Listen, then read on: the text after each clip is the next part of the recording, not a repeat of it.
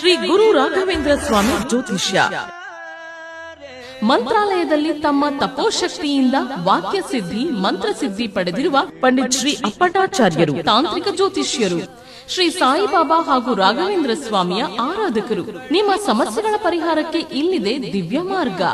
Divorce problem, ಅನಾರೋಗ್ಯ, ಪ್ರೇಮ ವಿಚಾರ, ಸಂತಾನ, ಸಾಲಬಾಧೆ, ಕೋರ್ಟ್ ಕೇಸ್, ವ್ಯಾಪಾರ, ಮಾಟ ಮಂತ್ರ ತಡೆ, ಶತ್ರುಕಾಟ, ಕೌಟುಂಬಿಕ ಕಲಹ, ಇನ್ನೂ ನಿಮ್ಮ ನಿಗೂಢ ಗುಪ್ತ ಸಮಸ್ಯೆಗಳಿಗೆ ಶ್ರೀ ರಾಘವೇಂದ್ರ ಸ್ವಾಮಿಯ ಮೂಲ ಬೃಂದಾವನ ರಹಸ್ಯ ಬಲಿಷ್ಠ ಪೂಜಾ ಶಕ್ತಿಯಿಂದ ಕೆಲವೇ ದಿನಗಳಲ್ಲಿ ಶಾಶ್ವತ ಪರಿಹಾರ ಶತಸಿದ್ಧ. ವಿಶೇಷ ಸೂಚನೆ: ಅಲ್ಲಿ ಇಲ್ಲಿ ಕೇಳಿ ಎಲ್ಲೂ ಪರಿಹಾರವಾಗದ ನಿಮ್ಮ ಸರ್ವ ಸಮಸ್ಯೆಗಳಿಗೆ ಇಲ್ಲಿದೆ ದಿವ್ಯ ಮಾರ್ಗ.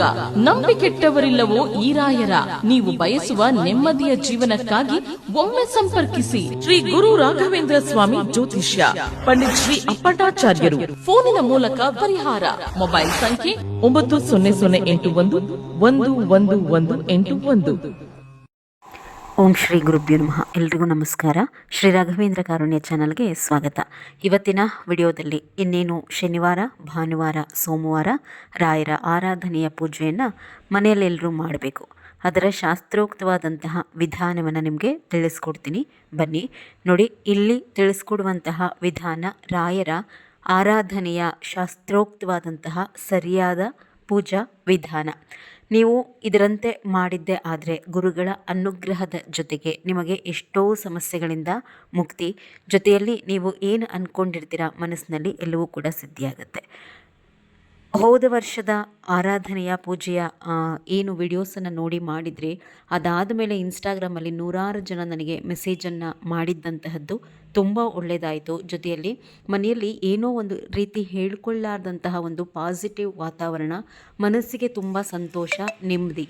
ಯಾಕೆ ಅಂತಂದರೆ ನಾವು ಸರಿಯಾದಂತಹ ವಿಧಾನದಲ್ಲಿ ಪೂಜೆಯನ್ನು ಮಾಡಿದಾಗ ಅಲ್ಲಿ ರಾಯರ ಅನುಗ್ರಹ ಅಥವಾ ಏನು ರಾಯರ ಒಂದು ಉಪಸ್ಥಿತಿ ಅನ್ನುವಂತಹದ್ದು ತುಂಬ ಹೆಚ್ಚಿನ ಮಟ್ಟದಲ್ಲಿರುತ್ತೆ. ಯಾವಾಗ ಅವರು ಪ್ರೀತಿಯಿಂದ ಪೂಜೆ ಸ್ವೀಕಾರ ಮಾಡ್ತಾರೆ, ನೀವು ಸರಿಯಾದಂತಹ ರೀತಿಯಲ್ಲಿ ಮಾಡಿದಾಗ ಆಗ ಅನುಗ್ರಹವು ಕೂಡ ಬಹಳ ಬೇಗ ಆಗುತ್ತೆ. ಪೂಜೆಗೆ ಏನೇನೆಲ್ಲ ವಸ್ತುಗಳು ಬೇಕು ಅಂತ ಹೇಳಿ ನಾನು ಹಿಂದಿನ ವಿಡಿಯೋಸಲ್ಲಿ ಆಲ್ರೆಡಿ ತಿಳಿಸ್ಕೊಟ್ಟಿದ್ದೀನಿ. ಲಿಸ್ಟ್ ಕೂಡ ಆ ವಿಡಿಯೋಸಲ್ಲಿದೆ, ಅದನ್ನು ನೋಡ್ಕೊಳ್ಳಿ. ಇನ್ನೇನಿದ್ರೂ ಕೂಡ ಪೂಜೆಯ ವಿಧಾನವನ್ನು ಈ ವಿಡಿಯೋನಲ್ಲಿ ನಿಮಗೆ ನಾನು ಹೇಳ್ಕೊಡ್ತೀನಿ. ಇದು ಕೇವಲ ಶನಿವಾರದ ಪೂಜೆಯ ವಿಡಿಯೋ. ಭಾನುವಾರ ಮತ್ತು ಸೋಮವಾರದ ಪೂಜೆ ನೆಕ್ಸ್ಟ್ ವಿಡಿಯೋಸಲ್ಲಿ ಅಪ್ಲೋಡ್ ಮಾಡ್ತೀನಿ. ಇನ್ನು ಶನಿವಾರ ಯಾವ ರೀತಿ ನೀವು ಪೂಜೆಯನ್ನು ಮಾಡಬೇಕು ಅಂತಂದರೆ, ಮೊದಲು ಹಾಲಲ್ಲಿ ಕೂಡ ರಾಯರ ಫೋಟೋವನ್ನು ಇಟ್ಟು ನೀವು ಪೂಜೆಯನ್ನು ಮಾಡಬಹುದು. ದೇವರ ಮನೆಯಲ್ಲಿ ಅಲ್ಲೇ ಮಾಡ್ತೀನಿ ಅಂತಂದ್ರೂ ಕೂಡ ಮಾಡ್ಕೋಬಹುದು. ಹಾಲಿನಲ್ಲೇನಾದರೂ ಇಟ್ಟು ನೀವು ಪೂಜೆ ಮಾಡಿದ್ರೆ ಸ್ವಲ್ಪ ಮಡಿಯನ್ನು ಪಾಲನೆ ಮಾಡಿ ರಾಯರ ಫೋಟೋ ಎದುರುಗಡೆ ಕೂತು ಎಂಜಲ್ ತಟ್ಟೆಗಳನ್ನೆಲ್ಲ ಇಟ್ಕೊಂಡು ಊಟ ಮಾಡೋದು, ಮತ್ತು ಹೊರಗಿಂದ ಬರುವಂಥವ್ರಿಗೆ ಸ್ವಲ್ಪ ಕಾಲು ತೊಳ್ಕೊಂಡು ಒಳಗಡೆ ಬಿಟ್ಕೊಳ್ಳುವಂತಹದ್ದನ್ನು ಅವತ್ತು ಮಾಡಿಕೊಂಡ್ರೆ ಸಾಕಾಗತ್ತೆ. ಹಾಲಿನಲ್ಲಿ ಕೂಡ ನೀವು ರಾಯರ ಫೋಟೋವನ್ನು ಇಟ್ಕೊಂಡು ಪೂಜೆಯನ್ನು ಮಾಡಬಹುದು. ಇನ್ನು ಟೈಮಿಂಗ್ಸ್ ಏನು ಅಂತ ಹೇಳಿ ನೀವು ಕೇಳುವಂತಹದ್ದಾದರೆ, ಆರಾಧನೆಯ 3 ದಿವಸಗಳ ಪೂಜೆಗೆ ನಾವು ಯಾವ ಶುಭ ಸಮಯವನ್ನು ಕೂಡ ನೋಡೋ ಅಗತ್ಯವಿಲ್ಲ. ನಿಮ್ಮ ಪೂಜೆಯನ್ನು ಬೆಳಗ್ಗೆ 8ರಿಂದ 8:30 ಒಳಗಡೆ ಮುಗಿಸ್ಕೊಂಡ್ರೆ ಸಾಕಾಗುತ್ತೆ. ಅಷ್ಟು ಶುಭವಾಗಿದೆ ಆರಾಧನೆಯ ದಿವಸಗಳು. ತುಂಬ ಕಾಯ್ತಾ ಇದ್ದೀರಾ ಈ ವಿಡಿಯೋಗೆ ಅಂತ ಹೇಳಿ ಪರಿಭಾವಿಸ್ತೀನಿ. ಯಾಕೆಂದರೆ ಇನ್ಸ್ಟಾಗ್ರಾಮಲ್ಲಿ, ವಾಟ್ಸಪ್ಪಲ್ಲೆಲ್ಲ ತುಂಬ ಜನ ಮೆಸೇಜ್ ಮಾಡ್ತಾ ಇದ್ದೀರಾ ಈ ವಿಡಿಯೋಗೋಸ್ಕರ. ಇನ್ನು ಪೂಜೆಯ ವಿಧಾನ ಅಂತ ಹೇಳಿ ನೋಡುವಂತಹದ್ದಾದರೆ, ನೀವು ದೇವರ ಮನೆಯಲ್ಲಿಟ್ಟರೂ ಸರಿ, ಇಲ್ಲ ಹಾಲ್ನಲ್ಲಿ ಈಗ ವರಮಹಾಲಕ್ಷ್ಮಿ ಪೂಜೆ ಎಲ್ಲ ಮಾಡ್ತೀವಲ್ವ, ಆ ರೀತಿ ಒಂದು ಟೇಬಲ್ ಮೇಲೆ ಇಟ್ಟರೂ ಕೂಡ ನೀವು ಫಸ್ಟು ರಾಯರ ಫೋಟೋ ಇಡುವಂತಹ ಜಾಗವನ್ನು ಕ್ಲೀನಾಗಿ ಮೊದಲು ಒರೆಸ್ಕೊಂಡು ಅದರ ಮೇಲೆ ಒಂದು ವಸ್ತ್ರವನ್ನು ಹಾಕ್ಕೊಂಡು ಮೊದಲು ಮಣೆಯನ್ನು ಹಾಕ್ಕೋಬೇಕು. ಮಣೆಯನ್ನು ಹಾಕ್ಕೊಂಡು, ಇಲ್ಲ ಅಂತಂದರೆ ಈಗೆಲ್ಲ ಈ ಫ್ಯಾನ್ಸಿಯಾಗಿ ಸ್ಟ್ಯಾಂಡ್ಗಳು ಬರುತ್ತಲ್ವ, ಆ ಥರ ಇಟ್ಕೊಂಡ್ರೂ ನಡೆಯುತ್ತೆ. ರಾಯರ ಫೋಟೋ ಪಕ್ಕದಲ್ಲೇ ನೀವು ಶ್ರೀಮನ್ನಾರಾಯಣನ ಫೋಟೋವನ್ನು ಕೂಡ ಇಟ್ಟು ಪೂಜೆ ಮಾಡಬೇಕು. ಹೀಗಾಗಿ 1-2 ಮಣೆ ಹಾಕ್ಕೊಂಡು ನೀಟಾಗಿ ಅರೇಂಜ್ ಮಾಡ್ಕೊಳ್ಳಿ ಫೋಟೋಗಳನ್ನ ಇಟ್ಕೊಳ್ಳೋದಕ್ಕೆ. ರಾಯರ ಫೋಟೋ ಪಕ್ಕದಲ್ಲೇ ಶ್ರೀಮನ್ನಾರಾಯಣನ ಸ್ವರೂಪವಾದಂತಹ ವೆಂಕಟೇಶ್ವರ ಸ್ವಾಮಿಯ ಫೋಟೋ ಇದ್ದರೆ, ಇಲ್ಲ ಕೃಷ್ಣನ ಫೋಟೋ ಇದ್ದರೆ, ಇಲ್ಲ ನಿಮ್ಮ ಮನೆ ದೇವರು ಲಕ್ಷ್ಮೀ ನರಸಿಂಹಸ್ವಾಮಿ ಏನಾದರೂ ಆಗಿದ್ದು ಆ ಫೋಟೋ ಇದ್ದರೆ, ಇಲ್ಲ ಸತ್ಯನಾರಾಯಣ ಸ್ವಾಮಿ ಫೋಟೋ ಇಟ್ಕೊಂಡಿರ್ತಾರೆ ಕೆಲವರು ಮನೆಯಲ್ಲಿ, ಆ ಫೋಟೋ ಇದ್ದರೂ ಕೂಡ ನಡೆಯುತ್ತೆ. ರಾಯರ ಫೋಟೋ ಪಕ್ಕದಲ್ಲಿ ಬಲಭಾಗದಲ್ಲಿ ಆ ಫೋಟೋವನ್ನು ಕೂಡ ಇಟ್ಕೊಳ್ಳೋದಕ್ಕೆ ಅರೇಂಜ್ ಮಾಡ್ಕೊಳ್ಳಿ. ಇನ್ನು ರಾಯರ ಫೋಟೋ ಏನು ಇಡ್ತೀರಾ ಆ ಮಣೆಯ ಮೇಲೆ ಕಾವಿ ಬಣ್ಣದ ವಸ್ತ್ರ, ಅಂದರೆ ಆರೆಂಜ್ ಕಲರ್ದು ಟವಲ್ ಬರುತ್ತಲ್ವ, ಅದನ್ನು ಹಾಕ್ಕೋಬೇಕು. ವೆಂಕಟೇಶ್ವರ ಸ್ವಾಮಿ ಫೋಟೋ ಇಡ್ತೀರಾ ಅಂದರೂ ಅದ್ರ ಕೆಳಗಡೆನೂ ಕೂಡ ಒಂದು ವಸ್ತ್ರವನ್ನು ಹಾಕ್ಕೊಂಡು ನೀಟಾಗಿ ಫೋಟೋವನ್ನು ಇಟ್ಕೊಳ್ಳಿ. ಎರಡೂ ಫೋಟೋವನ್ನು ಕ್ಲೀನಾಗಿ ಒರೆಸ್ಕೊಂಡು ಒಂದೇ ಸಾರ್ತಿ ಇಟ್ಕೊಂಬಿಡಿ. ಇಲ್ಲ ಶ್ರೀಮನ್ನಾರಾಯಣನ ಸ್ವರೂಪದ ಫೋಟೋ ನಿಮ್ಮ ಮನೆಯಲ್ಲಿ ಯಾವುದೂ ಇಲ್ಲ ಅಂತಂದರೆ ವಿಗ್ರಹ ಇಟ್ಕೊಂಡ್ರೂ ಕೂಡ ನಡೆಯುತ್ತೆ. ಇನ್ನು ರಾಯರಿಗೆ ಅಶುದ್ಧವಾದಂತಹ ಗಂಧವನ್ನು ಅವತ್ತಿನ ದಿವಸ ಸರಿಯಾದಂಥ ರೀತಿ ಹಚ್ಚಿ, ಮನಸ್ಸಿಗೆ ಬಂದಷ್ಟು ಹಚ್ಚಬೇಡಿ. ಕೇವಲ ಮೊದಲು ಹಣೆಗೆ ತಿಲಕ ಇಡಿ, ಆಮೇಲೆ ಕಣ್ಣುಗಳ ಅಕ್ಕಪಕ್ಕ ಇಡಿ, ಆಮೇಲೆ ಎದೆಯ ಮಧ್ಯಭಾಗದಲ್ಲಿ ಇಡಿ, ಆಮೇಲೆ ಎರಡೂ ತೋಳುಗಳಿಗೆ ಇಡಿ. ಪಾದಕ್ಕೆಲ್ಲ ಗಂಧ ಹಚ್ಚಬಾರ್ದು. ಅದೇ ರೀತಿ ಶ್ರೀಮನ್ನಾರಾಯಣನ ಸ್ವರೂಪದ ಫೋಟೋಗೂ ಕೂಡ ಗಂಧ, ಅರಿಶಿನ, ಕುಂಕುಮ, ಗೆಜ್ಜೆ ವಸ್ತ್ರ, ತುಳಸಿ, ಹೂಗಳು ಎಲ್ಲವನ್ನು ಹಾಕ್ಕೊಳ್ಳಿ. ಇನ್ನು ರಾಯರಿಗೆ ಈಗ ಗಂಧ ಹಚ್ಚಿದ್ದಾಯ್ತಲ್ವ, ಇದಾದ ಮೇಲೆ ಹಳದಿ ಗೆಜ್ಜೆ ವಸ್ತ್ರ 19 ಗೆಜ್ಜೆಗಳು ಅದರಲ್ಲಿ ಬಂದಿರಬೇಕು. ಹಳದಿ ಗೆಜ್ಜೆ ವಸ್ತ್ರ ಅಂತಂದರೆ ಗಂಧಿಗೆ ಅಂಗಡಿನಲ್ಲೂ ಕೂಡ ಸಿಗುತ್ತೆ, ಆದರೆ ಕೇವಲ ಅರಿಶಿನ ಬಳಸಿ ಮಾತ್ರ ಮಾಡಿರ್ತಾರೆ. ಮನೆಯಲ್ಲೇ ಹತ್ತಿ ತೊಗೊಂಡು ಬಂದು ಗಂಧಿಗೆ ಅಂಗಡಿಯಿಂದ ನೀವೇ ಹಸುವಿನ ಹಾಲಿರುತ್ತಲ್ಲ ಅದರಲ್ಲಿ ಸ್ವಲ್ಪ ಕೈ ಅದ್ಕೊಂಡು ಕೇವಲ ಅರಿಶಿಣವನ್ನು ಮಾತ್ರ ಬಳಸಿ ಗೆಜ್ಜೆ ವಸ್ತ್ರ ಮಾಡ್ಕೊಳ್ಳಿ. ಮನೆಯಲ್ಲಿ ಮಾಡುವಂತಹದ್ದು ತುಂಬ ಶ್ರೇಷ್ಠ. ಇದನ್ನು ರಾಯರಿಗೆ ಅರ್ಪಣೆ ಮಾಡಿ. ಇನ್ನು ಹೂಗಳ ಅಲಂಕಾರ, ತಪ್ಪದೆ ತುಳಸಿಯನ್ನು ರಾಯರಿಗೆ ಹಾಕಬೇಕು. ಈ ತುಳಸಿಯನ್ನು ಬಿಟ್ಟು 5 ತರಹದ ಹೂವುಗಳನ್ನು ಆರಾಧನೆಯ ಪೂಜೆಗೆ ಬಳಸುವಂತಹದ್ದು ಶಾಸ್ತ್ರ. ಆ 5 ತರಹದ ಹೂಗಳಲ್ಲಿ ತಪ್ಪದೆ ದುಂಡುಮಲ್ಲಿಗೆ ಇರಬೇಕು, ಸೇವಂತಿಗೆ ಇರಬೇಕು, ಕನಕಾಂಬರ ಇರಬೇಕು. ಯಾಕೆ ಅಂದರೆ ಈ 3 ಕೂಡ ರಾಯರಿಗೆ ಅತ್ಯಂತ ಪ್ರೀತಿಯಾದಂತಹ ಹೂಗಳು. ನಾನು ನಿಮಗೆ ಸಜೆಸ್ಟ್ ಮಾಡುವಂತಹದ್ದು, ಮಾರುಗಟ್ಟಲೆ ಹೂ ಹಾಕಿ ತುಂಬ ಅಲಂಕಾರ ಮಾಡಿ ರಾಯರ ಪೂಜೆ ಮಾಡಿದ್ರೇ ನಾವು ಪೂಜೆ ಮಾಡಿದಾಗ ಅಲ್ಲ. ನಿಮಗೆ ರಾಯರು ಶಕ್ತಿ ಎಷ್ಟು ಕೊಟ್ಟಿದ್ದಾರೆ ಅಷ್ಟು ಮಾಡಿ. ಒಂದೊಂದೇ ಮೊಳ ಹಾಕಿ ಸಾಕು. 1 ಮೊಳ ಕನಕಾಂಬರ, 1 ಮೊಳ ದುಂಡುಮಲ್ಲಿಗೆ, ಇಲ್ಲ ಒಂದೊಂದು ಬಿಡಿ ಹೂ ಸೇವಂತಿಗೆ ಇಟ್ಟರು ನಡೆಯುತ್ತೆ. ಈ ರೀತಿ ಅರೇಂಜ್ ಮಾಡ್ಕೊಳ್ಳಿ. ಶಕ್ತಿ ಇಲ್ಲ ಅಂತಂದರೂ ಸೂಲ ಮಾಡುವಂತಹದ್ದು ಅಥವಾ ಯಾರೋ ಮಾಡಿರೋದನ್ನು ನೋಡಿ ಕೊರಗುವಂತಹದ್ದು ಇದ್ಯಾವುದು ಕೂಡ ಬೇಡ. ಭಗವಂತ ಒಲಿಯುವಂತಹದ್ದು ಶುದ್ಧವಾದಂತಹ ಭಕ್ತಿಗೆ, ನಿರ್ಮಲವಾದಂತಹ ಮನಸ್ಸಿಗೆ ಹೊರತು ಖಂಡಿತ ಆಡಂಬರಕ್ಕಾಗಲಿ ನೀವು ಹಣ ಖರ್ಚು ಮಾಡಿ ಮಾಡುವಂತಹ ಅಲಂಕಾರಕ್ಕಾಗಲಿ ಅಲ್ಲ. ಇದು ಮನಸ್ಸಿನಲ್ಲಿಟ್ಕೊಳ್ಳಿ. 5 ಥರದ ಹೂಗಳು, ಬಿಡಿ ಹೂ ಇಟ್ಕೊಂಡು ಸ್ವಲ್ಪ ಹೂ ಹಾಕ್ಕೊಂಡ್ರು ಸಹ ಸಾಕಾಗತ್ತೆ. ಇನ್ನು ಹೂವಿನ ಅಲಂಕಾರ ನಿಮ್ಮ ಮನಸ್ಸಿಗೆ ಯಾವ ರೀತಿ ಪ್ರೀತಿ ಆಗುತ್ತೋ ಆ ರೀತಿ ರಾಯರಿಗೆ ಮಾಡ್ಕೊಳ್ಳಿ. ಇನ್ನು ದೀಪಗಳು ಯಾವ ಸಂಖ್ಯೆಯಲ್ಲಿ ನೀವು ಇಡಬೇಕು ಅಂತಂದರೆ, ಒಟ್ಟು ನೋಡಿ ಶನಿವಾರ 14 ದೀಪಗಳು ರಾಯರ ಮುಂದೆ ಉರಿಬೇಕು. 14 ದೀಪಗಳಲ್ಲಿ 9 ಮಣ್ಣಿನ ದೀಪಗಳು. ಸರಿಯಾಗಿ ಕೇಳಿಸ್ಕೊಳ್ಳಿ, ದಯಮಾಡಿ ಕನ್ಫ್ಯೂಷನ್ ಮಾಡ್ಕೋಬೇಡಿ. ಈ ಬಾರಿಯ ನಕ್ಷತ್ರಗಳ ಗಣನೆಯ ಆಧಾರದ ಮೇಲೆ ದೀಪಗಳ ಸಂಖ್ಯೆಯನ್ನು ಹೇಳುವಂತಹದ್ದು. ಇದೇ ಸಂಖ್ಯೆಯಲ್ಲೇ ಹಚ್ಕೊಳ್ಳಿ, ತುಂಬ ಒಳ್ಳೆಯದಾಗುತ್ತೆ. 9 ಮಣ್ಣಿನ ದೀಪಗಳು.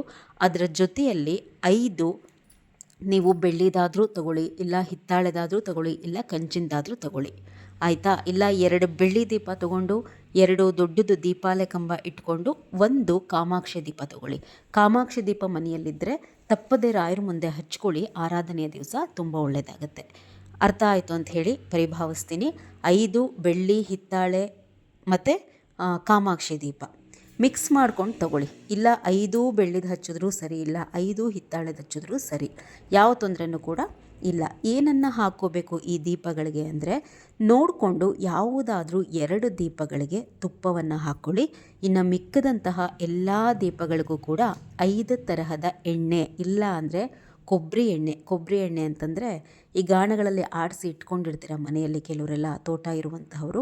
ಕೊಬ್ಬರಿ ಎಣ್ಣೆ ತುಂಬ ಶ್ರೇಷ್ಠ. ಅದು ಇಲ್ಲ ಅಂದರೆ 5 ತರಹದ ಎಣ್ಣೆಯನ್ನು ಹಾಕ್ಕೊಂಡು ಪ್ರತಿ ದೀಪಕ್ಕೂ ಕೂಡ ಅರಿಶಿನ ಕುಂಕುಮ ಹಚ್ಚಿ ಒಂದೊಂದು ಹೂವನ್ನು ಇಡಬೇಕು. ದೀಪ ಹಚ್ಚೋದಕ್ಕಿಂತ ಮೊದಲು ಇದನ್ನು ಮರಿಬೇಡಿ. ಇನ್ನು ರಾಯರ ಫೋಟೋ ಎಲ್ಲ ಇಟ್ಕೋತೀರಾ, ತಪ್ಪದೇ ಗಣಪತಿಯನ್ನು ಪ್ರತಿಷ್ಠಾಪನೆ ಮಾಡ್ಕೊಳ್ಳಿ. ಅಂದರೆ ರಾಯರ ಫೋಟೋ ಮುಂದೆ ನಿಮ್ಮ ಮನೆಯಲ್ಲಿ ಗಣಪತಿ ವಿಗ್ರಹ ಇದ್ದರೆ ತೊಳೆದು ಅದಕ್ಕೂ ಕೂಡ ಗಂಧ, ಅರಿಶಿನ, ಕುಂಕುಮ, ಒಂದು ಕೆಂಪು ಹೂವು ಎಲ್ಲವನ್ನು ಇಟ್ಟು ಪ್ರತಿಷ್ಠಾಪನೆ ಮಾಡ್ಕೋಬೇಕು. ಇಲ್ಲ ಅಂದರೆ ಅರಿಶಿಣದ ಗಣಪತಿಯನ್ನಾದರೂ ಮಾಡಿಕೊಡ್ಲೇಬೇಕು. ಅರಿಶಿಣದ ಗಣಪತಿ ಅಂದರೆ ಹೊಸದಾದಂತಹ ಅರಿಶಿಣದ ಪ್ಯಾಕೆಟ್ನಿಂದ ಅರಿಶಿಣವನ್ನು ತಕ್ಕೊಂಡು ಅದನ್ನು ಒಂದು ಮುದ್ದೆ ಆಕಾರದಲ್ಲಿ ಮಾಡಿಕೊಂಡು ನೀವು ಗಣಪತಿ ಪ್ರತಿಷ್ಠಾಪನೆಯನ್ನು ಮಾಡಿಕೊಂಡು ಪ್ರಾರ್ಥನೆ ಮಾಡ್ಕೋಬೇಕು. ರಾಯರ ಈ ಆರಾಧನೆಯ 3 ದಿವಸಗಳ ಪೂಜೆ ಸಾಂಗವಾಗಿ ನೆರವೇರಲಿ.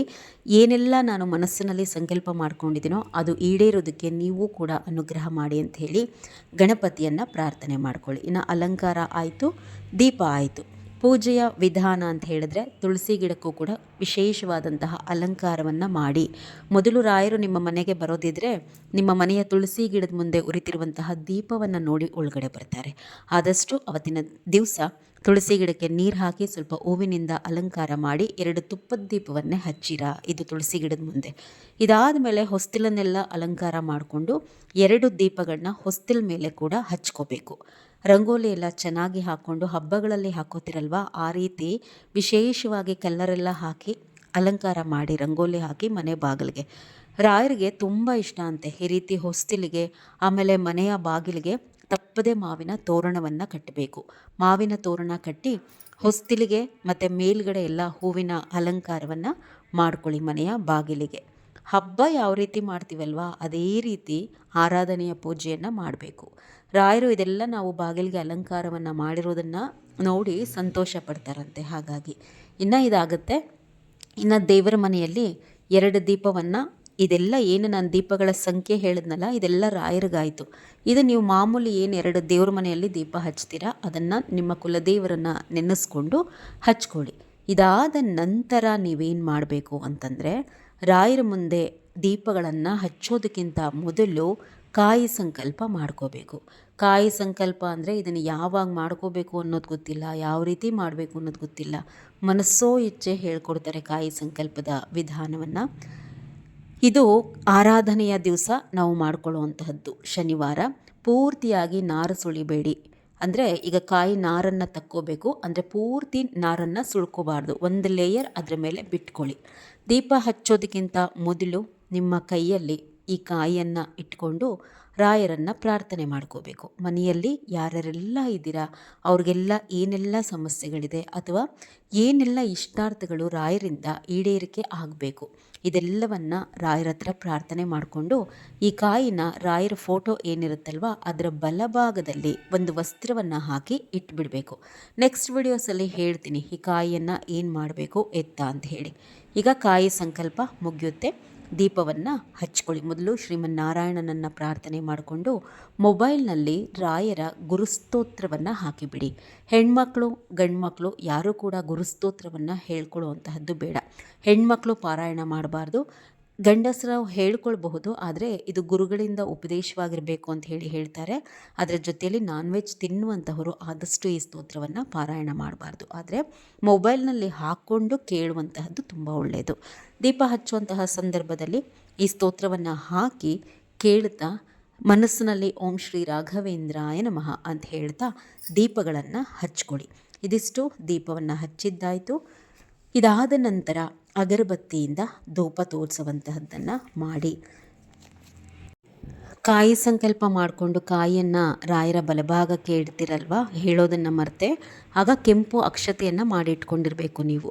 ಆ ಕೆಂಪು ಅಕ್ಷತೆಯಲ್ಲಿ ಒಂದು 4 ಕಾಳು ಕೆಂಪು ಅಕ್ಷತೆ, 1-2 ಎಲೆ ತುಳಸಿಯನ್ನು ಆ ಕಾಯಿಯ ಮೇಲೆ ಹಾಕಿಬಿಟ್ಟು ಪಂಚಪಾತ್ರೆ ಉದ್ಧರಣೆಯಲ್ಲಿ ಮೊದಲೇ ನೀರನ್ನು ಹಾಕಿಟ್ಕೊಂಡಿರಬೇಕು. ಆ ನೀರಿಗೆ 1 ಎಲೆ ತುಳಸಿ ಹಾಕಿರಬೇಕು. ಆ ಪಂಚಪಾತ್ರೆ ಉದ್ಧರಣೆಯಿಂದ ಸ್ವಲ್ಪ ನೀರನ್ನು ತೆಗೆದು ಆ ಕಾಯಿಯ ಮೇಲೆ ಪ್ರೋಕ್ಷಣೆಯನ್ನು ಮಾಡಿಕೊಳ್ಳುವಂತಹದ್ದನ್ನು ಮಾಡಿ ಇದಾದ ನಂತರ ರಾಯರಿಗೆ ವಸ್ತ್ರ ಸಮರ್ಪಣೆಯನ್ನು ಮಾಡಬಹುದು.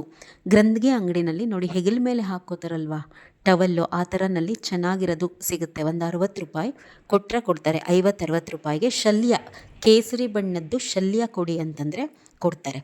ಅದನ್ನು ನೀವೇನು ಮಾಡಬೇಕು, ಈ ಶನಿವಾರ ಆ ಶಲ್ಯವನ್ನು ಸಮರ್ಪಣೆ ಮಾಡಿ ಫೋಟೋ ಮೇಲೆ ಹಾಕಬಹುದು ರಾಯರಿಗೆ. ಆದರೆ ಈ ಮಧ್ಯಾರಾಧನೆ ಭಾನುವಾರ ಬರುತ್ತಲ್ವ ಅವತ್ತಿನ ದಿವಸ ಒಂದು ಒಳ್ಳೆ ಪಂಚೆಯನ್ನು ರಾಯರಿಗೆ ಸಮರ್ಪಣೆ ಮಾಡೋರಂತೆ. ನಾನು ಕೂಡ ಇವತ್ತು ಹೋಗಿ ತರ್ತೀನಿ. ಈ ರಾಮರಾಜದ್ದು ತಗೊಳ್ಳಿ. ರಾಯರಿಗೆ ಪಂಚೆಯನ್ನು ಸಮರ್ಪಣೆ ಮಾಡುವಾಗ ನಾವು ಅಂಥದ್ದು ಇಡಬಾರ್ದು. ಒಂದು 500-600 ರೂಪಾಯಿ ಕೊಟ್ಟರೆ ಒಂದು ಒಳ್ಳೆ ರಾಮರಾಜದ್ದು ಜರಿ ಅಂಚಿರುತ್ತಲ್ವ ಬಿಳಿ ಬಣ್ಣದ ಪಂಚೆ, ಇದನ್ನು ಮಧ್ಯಾರಾಧನೆ ದಿವಸ ಇಡಿ. ಶನಿವಾರ ಒಂದು 60 ರೂಪಾಯಿ ಕೊಟ್ಟು ಒಂದು ಕೇಸರಿ ಬಣ್ಣದ ಶಲ್ಯವನ್ನು ತಂದು ರಾಯರಿಗೆ ಸಮರ್ಪಣೆ ಮಾಡಿ, ಒಳ್ಳೆಯದಾಗುತ್ತೆ. ಇನ್ನು ಸ್ತೋತ್ರಗಳು ಅಂತ ಹೇಳಿ ಬಂದಾಗ ಮೊದಲೇ ಹೇಳಿಬಿಡ್ತೀನಿ, 3 ದಿವಸಗಳ ಕಾಲ ಯಾರೂ ಕೂಡ ರಾಯರ ಗಾಯತ್ರಿ ಮಂತ್ರವನ್ನು ಹೇಳ್ಕೋಬೇಡಿ.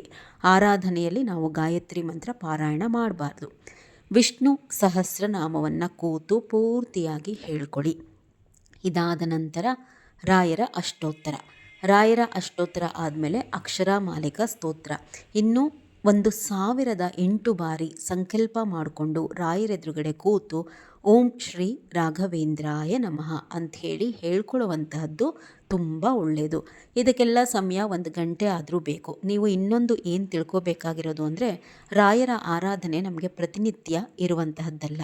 ವರ್ಷಕ್ಕೆ 3 ದಿವಸಗಳ ಕಾಲ ಇರುತ್ತೆ. ಅದರ ಜೊತೆಯಲ್ಲಿ ಇದು ತುಂಬ ಶಕ್ತಿಶಾಲಿಯಾದಂತಹ ದಿವಸಗಳು. ಅಂದರೆ ನೀವು ಏನು ಸೇವೆ ಮಾಡಿದ್ರೂ ಅದರ ಫಲ 1000 ಪಾಲು.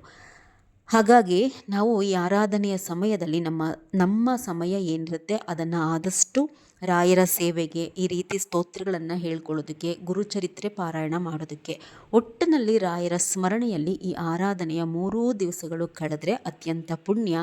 ಆ ಪುಣ್ಯನ ರಾಯರು ಇಟ್ಕೊಳ್ಳಲ್ಲ. ನೀವು ಏನು ಸೇವೆ ಮಾಡ್ತೀರಾ ಅದಕ್ಕೆ 10ರಷ್ಟು ಪುಣ್ಯ ನಿಮಗೆ ದಯಪಾಲಿಸ್ತಾರೆ. ಯಾವಾಗ ನಿಮಗೆ ರಾಯರು ಅನುಗ್ರಹ ಮಾಡ್ತಾರೆ ಆಗ ಕಷ್ಟಗಳು ದೂರ ಆಗುತ್ತೆ. ಖಂಡಿತ ಒಳ್ಳೆ ದಿನಗಳು ನಿಮಗೂ ಕೂಡ ಬರುತ್ತೆ. ಗುರುಚರಿತ್ರೆ ಪಾರಾಯಣ ಮಾಡಬಹುದು ಆರಾಧನೆಯ ದಿವಸ. ನಾನೆಲ್ಲ ಹಿಂದಿನ ವಿಡಿಯೋಸಲ್ಲಿ ಹೇಳಿದ್ದೀನಿ. ಗುರುಚರಿತ್ರೆಯನ್ನು ಪಾರ್ಟ್ ಮಾಡಿಕೊಂಡು 3 ದಿವಸಗಳಲ್ಲಿ ಕಂಪ್ಲೀಟ್ ಮಾಡ್ಕೊಳ್ಳಿ. ಸಮಯ ಮಾಡಿಕೊಂಡು ಕೂತು 1008 ಬಾರಿ ಓಂ ಶ್ರೀ ರಾಘವೇಂದ್ರಾಯ ನಮಃ ಅಂತ ಹೇಳಿ ಹೇಳ್ಕೊಳ್ಳಿ. ಇನ್ನು ಅಭಿಷೇಕ ನಡೆಸುವಂತಹವರು ಯಾವ ರೀತಿ ಮಾಡಬಹುದು? ಹೆಂಗಸರು ಯಾವುದೇ ಕಾರಣಕ್ಕೂ ರಾಯರ ಅಭಿಷೇಕ ಮಾಡಬೇಡಿ. ಮಿಕ್ಕೆಲ್ಲ ಪೂಜೆ ಪುನಸ್ಕಾರವನ್ನು ನೀವು ಮಾಡಿ, ಈ ಅಭಿಷೇಕ ಒಂದನ್ನು ಮಾತ್ರ ಮಾಡುವಂತಹ ಆಸೆ ಇದ್ದರೆ ನಿಮ್ಮ ಮನೆಯ ಗಂಡಸರಿಂದ ಮಾಡಿಸಿ. ಪಂಚೆ ಉಟ್ಕೊಂಡೇ ಮಾಡಬೇಕು. ಇಲ್ಲ ಗಂಡಸರು ಯಾರು ಮಾಡುವಂತಹವರಿಲ್ವಾ? ಸಣ್ಣ ಮಕ್ಕಳ ಕೈಯನ್ನು, ಅಂದರೆ ಒಂದು 5 ವರ್ಷ 6 ವರ್ಷ 10 ವರ್ಷದ ತನಕ ಗಂಡು ಮಕ್ಕಳು ಇರ್ತಾರಲ್ವ, ಅವರ ಕೈಯನ್ನು ಹಿಡಿದು ನೀವು ಮಾಡಬಹುದು. ಯಾವ ರೀತಿ ಮಾಡಬೇಕು? ಸರಿಯಾದಂತಹ ವಿಧಾನದಲ್ಲಿ ಮಾಡಬೇಕು. ಶನಿವಾರ ಕ್ಷೀರಾಭಿಷೇಕ ನೆರವೇರಿಸಿ ಸಾಕಾಗತ್ತೆ. ಫಸ್ಟು ರಾಯರ ಮುಂದೆ ಇರುವಂತಹ ದೀಪಗಳನ್ನ ಹಚ್ಕೋತಿರಲ್ಲ, ರಾಯರ ವಿಗ್ರಹ ಇದ್ದರೆ ಅದನ್ನು ಮೊದಲು ಒಂದು 4 ಕಾಳು ಕೆಂಪು ಅಕ್ಷತೆ, 1-2 ಎಲೆ ತುಳಸಿ ಹಾಕಿ ರಾಯರ ವಿಗ್ರಹ ಇಡಿ. ಮೊದಲು ನೀರಿನಿಂದ ಅಭಿಷೇಕ ಮಾಡಿ. ಇದಾದ ನಂತರ ಆ ನೀರನ್ನು ತಕ್ಕೊಂಡು ಹಾಲಿನಿಂದ ಅಭಿಷೇಕವನ್ನು ಮಾಡಿಬಿಟ್ಟು 1-2 ನಿಮಿಷ ಹಾಗೆ ಬಿಟ್ಟು 2 ತುಪ್ಪದ ಬತ್ತಿಯಿಂದ ಆರತಿ ಮಾಡಿ. ಅದಾದ ನಂತರ ಆ ಹಾಲನ್ನು ಒಂದು ಲೋಟಕ್ಕೋ ಏನಕ್ಕಾದರೂ ಬಗ್ಗಿಸ್ಕೊಳ್ಳಿ. ಅದನ್ನು ಪ್ರಸಾದದ ರೂಪದಲ್ಲಿ ಎಲ್ಲರೂ ಸ್ವೀಕಾರ ಮಾಡಬಾರ್ದು. ಪೂಜೆ ಎಲ್ಲ ಮುಗಿದಾದ ಮೇಲೆ ಆ ಹಾಲನ್ನು, ಅಭಿಷೇಕದ ಹಾಲನ್ನು ಕಾಯಿಸಿ ಸ್ವಲ್ಪ ಸಕ್ಕರೆ ಹಾಕ್ಕೊಂಡು ಎಲ್ಲರೂ ಪ್ರಸಾದದ ರೀತಿ ತಗೊಳ್ಳಿ. ಇನ್ನು ತುಪ್ಪದ ಬತ್ತಿಯಿಂದ ಆರತಿ ಮಾಡಾದಮೇಲೆ ಏನಿರುತ್ತಲ್ವ ರಾಯರ ವಿಗ್ರಹ, ಅದನ್ನು ಮತ್ತೆ ನೀರಿನಿಂದ ಸ್ವಚ್ಛ ಮಾಡಿಕೊಂಡು ಗಂಧ ಹಚ್ಚಿ ತುಳಸಿ ಇಟ್ಬಿಟ್ಟು ಅದಕ್ಕೂ ಕೂಡ ಅಲಂಕಾರ ಮಾಡಿಕೊಳ್ಳಿ. ಇದಿಷ್ಟೂ ಕೂಡ ಪೂಜೆಯ ವಿಧಾನವಾಯಿತು. ಸ್ತೋತ್ರ ಸೇವೆ ಮುಗೀತು. ಸ್ತೋತ್ರ ಸೇವೆ ಆದಮೇಲೆ 2 ತುಪ್ಪದ ಬತ್ತಿಯಿಂದ ರಾಯರಿಗೆ ಆರತಿಯನ್ನು ಮಾಡಬೇಕು. ಇನ್ನು ನೈವೇದ್ಯ ಏನನ್ನು ಇಡಬೇಕು ರಾಯರ ಮುಂದೆ ಅಂತ ಹೇಳಿ ಬಂದಾಗ ಒಂದು 3 ಇಲ್ಲ 5 ತರಹದ್ದು ಮಿಕ್ಸ್ ಹಣ್ಣುಗಳನ್ನ ಇಡಿ. ತುಂಬ ರಾಯರಿಗಿಷ್ಟ ಅಂದರೆ ಸೀಬೆ ಹಣ್ಣಿಡಿ, ಸೀತಾಫಲ ಮತ್ತು ಸೇಬು. ದಾಳಿಂಬೆ ಹಣ್ಣು ಬೇಡ. ಬಾಳೆಹಣ್ಣು ಚಾತುರ್ಮಾಸದ 1 ತಿಂಗಳು ಕಳೀತು, ಈಗ ಬಾಳೆಹಣ್ಣನ್ನು ಇಡಬಹುದು ನೀವು. ಇದೆಲ್ಲವೂ ಕೂಡ ಆಯಿತು. ಒಂದು 3 ತರಹದ್ದು ಡ್ರೈ ಫ್ರೂಟ್ಸ್ ಇಡಿ. ತಪ್ಪದೆ ಕಲ್ಸಕ್ಕರೆಯನ್ನು ಕೂಡ ರಾಯರಿಗೆ ನೈವೇದ್ಯ ಮಾಡಿ. ಏನನ್ನು ನೈವೇದ್ಯವಾಗಿ ಇಟ್ಟರೆ ಶ್ರೇಷ್ಠ ಅಂದರೆ ಹೆಸರುಬೇಳೆ ಪಾಯಸ, ಪುಳಿಯೋಗರೆ. ಅಂಗಡಿ ಪೌಡರ್ಸನ್ನು ಯೂಸ್ ಮಾಡಬೇಡಿ. ನೀವೇ ಮನೆಯಲ್ಲಿ ಪುಡಿಯನ್ನು ಮಾಡಿಕೊಂಡು ಪುಳಿಯೋಗರೆ ಮಾಡಿ ಸ್ವಲ್ಪ ಕಪ್ಪು ಎಳ್ಳನ್ನು ಬಳಸಬೇಕು. ಆಗಲೇ ನಿಮ್ಮ ಕಷ್ಟ ಕಳೆಯುವಂತಹದ್ದು. ಕೋಸಂಬರಿ ಮಾಡಿಬಿಟ್ಟು ಉಪ್ಪು, ಮೆಣಸಿನ್ಕಾಯಿ, ನಿಂಬೆಹುಳಿ ಹಾಕ್ದಲೇ ಹೆಸರುಬೇಳೆ ಕೋಸಂಬರಿ ಮಾಡಿ ರಾಯರಿಗೆ ನೈವೇದ್ಯ ಇಡಿ. ನೈವೇದ್ಯವನ್ನು ಎಲ್ಲರೂ ಸ್ವೀಕಾರ ಮಾಡಿ ಹೊರಗಡೆ ಎಸೆಯುವಂತಹದ್ದು, ತುಳಿಯುವಂತಹದ್ದು, ಚೆಲ್ಲುವಂತಹದ್ದು ಮಾಡಬಾರ್ದು. ಯಾವುದೇ ಕಾರಣಕ್ಕೂ ರಾಯರಿಗೆ ಎಲೆ ಅಡಿಕೆ ಇಡಬಾರ್ದು. ರಾಯರಿಗೆ ತಾಂಬೂಲ ಅರ್ಪಣೆ ಮಾಡುವಂತಹದ್ದು ನಿಷೇಧ. ರಾಯರ ಅಲಂಕಾರಕ್ಕೂ ಕೂಡ ವಿಳೆದೆಲೆಯನ್ನು ಬಳಸಬೇಡಿ. ವಿಳೆದೆಲೆ ಹಾರ ಹಾಕುವುದು, ರಾಯರಿಗೆ ಡೆಕೋರೇಷನ್ ಮಾಡೋದಕ್ಕೆ ಎಲೆ ಬಳಸುವಂತಹದ್ದು ಮಾಡೋ ಹಾಗಿಲ್ಲ. ಮತ್ತು ಹೊಂಬಾಳೆಯನ್ನು, ಮಾವಿನ ಎಲೆಯನ್ನು ಒಂದೊಂದು ಕಡೆ ಎಲ್ಲಾದರೂ ಇಟ್ಟು ಅಲಂಕಾರಕ್ಕೆ ಬಳಸಿ. ಇದು ಕೇವಲ ಅಲಂಕಾರ ಅಲ್ಲ, ರಾಯರ ಸಾನ್ನಿಧ್ಯ ಹೆಚ್ಚಾಗುತ್ತೆ. ಹೊಂಬಾಳೆ ಅನ್ನುವಂತಹದ್ದು ಬಹಳ ಶ್ರೇಷ್ಠ. ಒಂದು ನೀವು ತರಿಸಿಟ್ಕೊಂಡ್ರೆ ಅದರಲ್ಲೇ ಸ್ವಲ್ಪ ಸಿಗಿದ್ಕೊಂಡು 3 ದಿವಸನೂ ಬಳಸ್ಕೋಬಹುದು ಹೊಂಬಾಳೆಯನ್ನು. ಹೂವಿನ ಅಲಂಕಾರ ಮಾಡುವಾಗ ಅಲ್ಲೊಂದಿಲ್ಲೊಂದು ಮಾವಿನ ಎಲೆಯ ಗೊಂಚಲಿರುತ್ತಲ್ವ, ಅದನ್ನು ಬಳಸಿ ಅಲಂಕಾರವನ್ನು ಮಾಡಿ. ನೈವೇದ್ಯ ಎಲ್ಲ ಇಟ್ಟಾದಮೇಲೆ ಪಂಚಾರತಿ ಮಾಡಿ. ಮೊದಲನೇ ದಿವಸ ಕಾಯಿಯನ್ನು ಒಡೆಯುವಂತಹದ್ದು ಬೇಡ. ಇದೆಲ್ಲ ಆದಮೇಲೆ ಸಮಯ ಇದ್ದರೆ ಕೂತು ರಾಯರ ನಾಮಲೇಖನವನ್ನು ಬರಿಬೇಕು. 1008 ಬಾರಿ 3 ದಿವಸಗಳ ಒಳಗಡೆ ಮುಗಿಸ್ಕೊಳ್ಳಿ. ಹಿಂದಿನ ವಿಡಿಯೋಸಲ್ಲಿ ಎಲ್ಲ ತಿಳಿಸಿದ್ದೀನಿ. ವಿಡಿಯೋ ತುಂಬ ಲೆಂತ್ ಆಗಿಬಿಡುತ್ತೆ. ಇದಿಷ್ಟು ಕೂಡ ರಾಯರ ಮೊದಲನೇ ದಿವಸದ ಆರಾಧನೆಯ ಪೂಜೆ. ಮೊದಲೇ ಹೇಳಿದೆ, ಆರಾಧನೆಯ ದಿವಸಗಳು ನಮಗೆ ಪದೇ ಪದೇ ಸಿಗೋದಿಲ್ಲ. ನೀವು ಎಷ್ಟು ರಾಯರ ಸೇವೆ ತನ್ನು ಮನ ಧನವನ್ನು ಬಗ್ಗಿಸಿ ದಂಡಿಸಿ ಮಾಡ್ತೀರಾ ಅಷ್ಟು ಒಳ್ಳೆಯದಾಗುತ್ತೆ. ರಾಯರ ಮಠದಲ್ಲೂ ಕೂಡ ಮಾಡುವಂತಹ ಸೇವೆಗಳ ಬಗ್ಗೆ ನೆಕ್ಸ್ಟ್ ವಿಡಿಯೋಸಲ್ಲಿ ಹಾಕ್ತೀನಿ. ನಮಸ್ಕಾರ.